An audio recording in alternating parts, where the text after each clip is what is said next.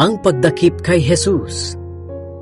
Nagsasalita pa si Jesus nang dumating si Judas na isa sa 12 tagasunod. Marami siyang kasama na armado ng mga espada at pamalo. Isinugo sila ng mga namamahalang pari at ng mga pinuno ng mga Hudyo.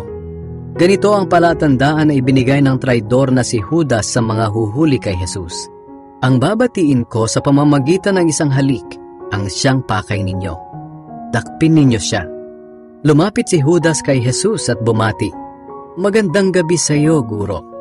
Saka hinalikan siya. Sinabi ni Jesus sa kanya, "Kaibigan, gawin mo na ang sadya mo rito." Kaya lumapit ang mga tao at dinakip si Jesus.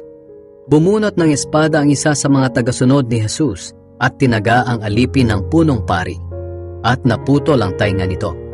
Sinabi ni Jesus sa kanya, "Ibalik mo ang iyong espada sa lalagyan nito. Ang gumagamit ng espada ay sa espada rin mamamatay. Hindi mo ba alam na pwede akong humingi ng tulong sa aking ama at kaagad niya akong padadalhan ng 12 batalyon ng mga anghel? Ngunit kung gagawin ko iyon, paano matutupad ang kasulatan na nagsasabing ito ang dapat mangyari?" Pagkatapos, sinabi ni Jesus sa mga tao, "Isa ba akong tulisan? Bakit kailangan pa ninyong magdala ng mga espada at mga pamalo upang dakpin ako? Araw-araw akong nasa templo at nagtuturo. Bakit hindi ninyo ako dinakip?"